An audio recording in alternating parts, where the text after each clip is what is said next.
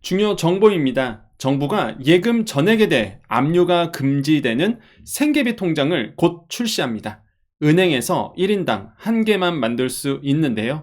생계비 계좌가 무엇이고 이게 왜 좋은지 10분 안으로 설명해 드리겠습니다. 나와 상관없겠지 라고 생각하지 마시고요. 10분이면 되니까 꼭 보시고 어려운 주위분들에게 도움을 주십시오. 정부가 만든 제도니까 안심하셔도 됩니다. 정보가 곧 돈입니다. 돈이 되는 정보, 여의도 정보맨 지금 바로 시작합니다. 여의도 정보맨의 장점, 바로 공문 들어갑니다. 여러분, 정부가요, 생계비 계좌 제도 시행 및 압류 금지 금액 상향이라고 해서 법무부에서 이제 공문이 나왔는데요. 자, 내용은 그렇습니다. 제가 하나하나 이제 설명해 드릴 거예요. 해석해 드리겠습니다. 압류 금지 생계비의 실효적 보장을 위해 해당 계좌의 예금 전액에 대한 압류가 금지되는 생계비 계좌 제도가 언제? 다음 달 1일부터 시행될 예정입니다. 라고 되어 있습니다. 그래서 2월 1일부터 뭔가 실행이 돼요. 근데 이게 뭐냐 그러면 예금 전액에 대해서 압류가 금지됩니다. 자, 계속 읽어볼게요. 생계비 계좌는 국내 시중은행, 지방은행 등 다양한 금융기관에서 한 명당 한 개씩만 개설할 수 있습니다. 그래서 여러분이 가는 그 일반 시중은행, 지방은행 다 돼요. 인터넷 전문은행도 되고 우체국도 됩니다. 그럼 이게 뭐가 좋느냐? 채무자는 최대 250만 원까지 생계비 계좌에 입금하여 압류 걱정 없이 사용할 수 있게 되는 겁니다. 자, 이게 무슨 의미가 있냐 그러면 이런 거예요. 보통 우리가 그 185만 원까지는 여기도 있는 것 같은데요. 그죠? 최저 금액 현행 185만 원.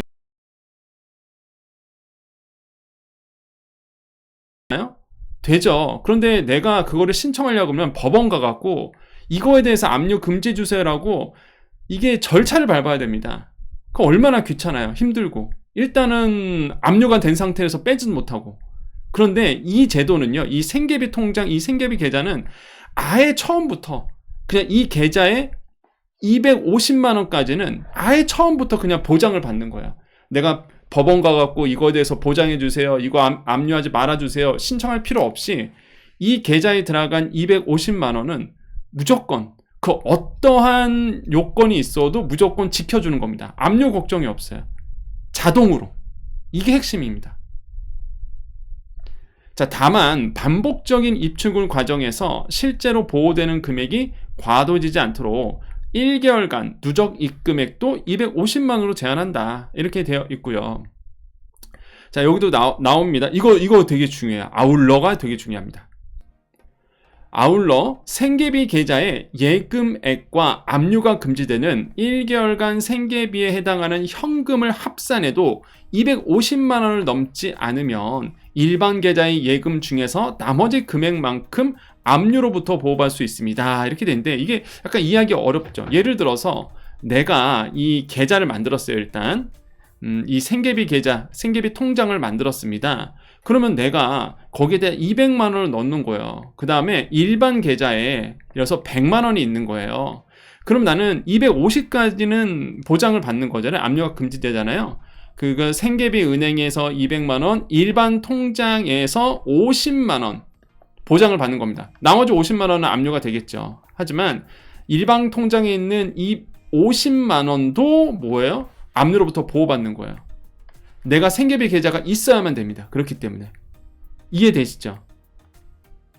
그래서 생계비 계좌를 만드셔야지만 내가 생계비 통장 이 안에 있는 금액과 일반 계좌 예금 중에서 나머지 금액, 그것도 이제 보호를 받을 수 있는 거예요. 그렇기 때문에 만드시는 게 좋습니다. 만드시는 게. 그러니까 이게 나는 어차피 압류될 일이 없으니까 이런 분들은 상관없겠죠. 상관없는데 근데 내가 지금 너무 어려운 거예요. 너무 어려워서 막 압류가 들어오기 시작했어. 그러면 너무 필요한 계좌죠. 왜?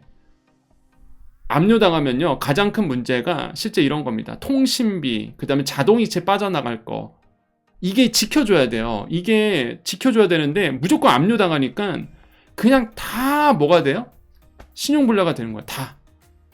뭐 낼 게 없는 거예요. 통신비도 내야 되고 뭐도 내야 되는데 그냥 다 압류로 빠져버리니까. 근데 이 생계비 계좌는 여기에 자동으로 넣어놓으면 이게 지켜지니까 250만 원을 딱 지켜주니까 내가 예를 들어서 통신비라든지 월 비용 나가는 거를 제때에 맞춰서 낼 수가 있는 거죠.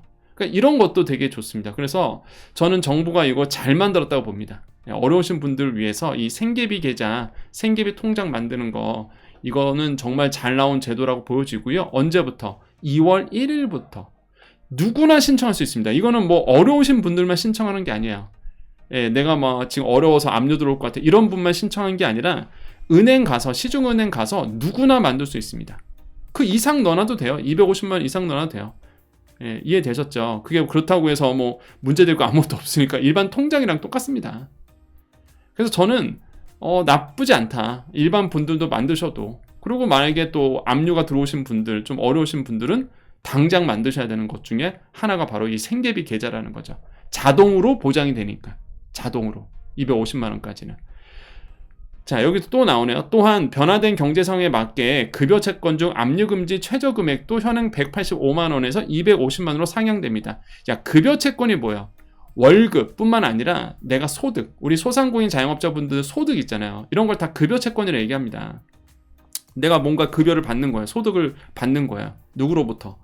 이게 다 포함이거든요. 이 급여 채권 중 압류 금지 최저 금액도 250만 원까지 상향이 된다는 얘기입니다. 보험금도 상향이 되고요. 이게 정말 잘 된 거고요.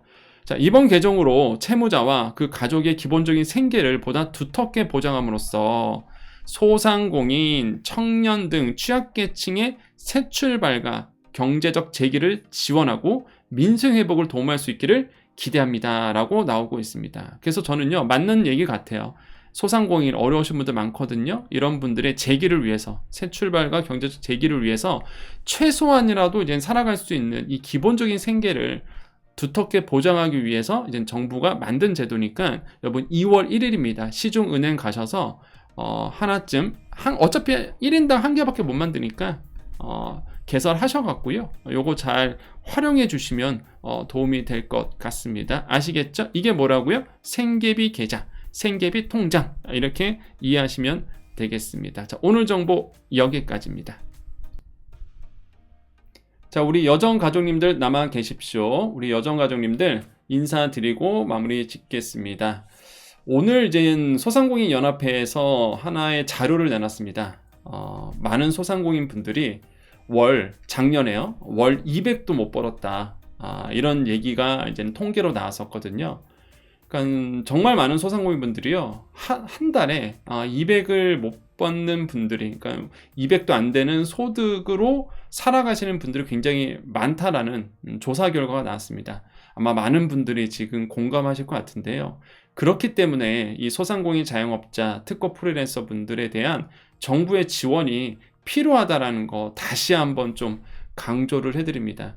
2026년 새해가 밝았지만은 어려우신 분들, 특히 소상공인 자영업자분들은 정말로 어렵거든요. 경기가 안 좋다 보니까 돈이 흐르지 않습니다. 손님도 없고요. 오던 손님들마저도 경제 상황이 나쁘다 보니까 소비, 씀씀이가 좀 줄게 되죠. 그러다 보니 내수가 살아야지만 살아갈 수 있는 이런 소상공인 분들의 주머니 사정이 더더욱더 어려워지고 있습니다. 이런 부분들을 타개하려면요, 역시나 이 경제의 핏줄이라고 볼 수 있는 소상공인 분들을 지원하는 것이 그 시작이다라고 생각을 해봐요. 경제가 살아나려고 그러면. 그래서 정부가 소상공인 자영업자 분들에 대한 더 많은 지원 정책, 과도할 정도로, 이건 너무 심하지 않나? 라고 말이 나올 정도로 저는 도와줘야 된다. 그래야지만 결국에는 살아갈 수 있다. 누가? 우리 경제가. 소상공인이 살아가는 게 아니라 우리나라 경제가 살아나려면 소상공인이 살아나야 된다는 거 다시 한번 강조를 해드립니다. 여러분 힘내시고요. 계속적으로 정부가 지원 정책을 내놓고 있으니까 나오는 족족 제가 계속해서 말씀드리겠습니다. 여러분 힘내시고요. 항상 여러분께 제가 있다라는 거 기억하셨으면 좋겠습니다. 자, 인사드립니다. 자, 오늘 이제 화요일이었습니다. 아침에 저 무엇이든 물어보세요. KBS 무엇이든 물어보세요 나가서 뭐 연금 얘기도 해드렸고요. 또한 다양한 지원 얘기. 어쩌다 보니까 제가 방송에서 이 지원 제도를 소개하는 그런 사람이 된 것 같아요. 그래서 뭐 기초연금이라든지 아니면 국민연금에 대해서도 오늘 또 계속 얘기하고요. 또한 시니어분들에 대한 소득 실력을 증대시키기 위한 방법도 오늘 또 KBS 무엇이든 물어보세요 나가서 또 얘기했는데요. 여러분 항상 여러분께 도움되는 정보 드릴 수 있도록 더욱더 노력하겠습니다. 여러분 항상 힘내시고요. 오늘도 여러분께 좋은 일만 더욱더 가득하시기를 제가 또 이렇게 기원해 드립니다. 자, 인사드리겠습니다. 오늘도 내일도 우리에게요 좋은 일이 일어납니다. 오늘도 내일도 우리에게요 좋은 일이 일어납니다. 오늘도 내일도 우리에게 좋은 일이 일어납니다. 여기까지 여의도 정보맨 여정이었습니다. 감사합니다.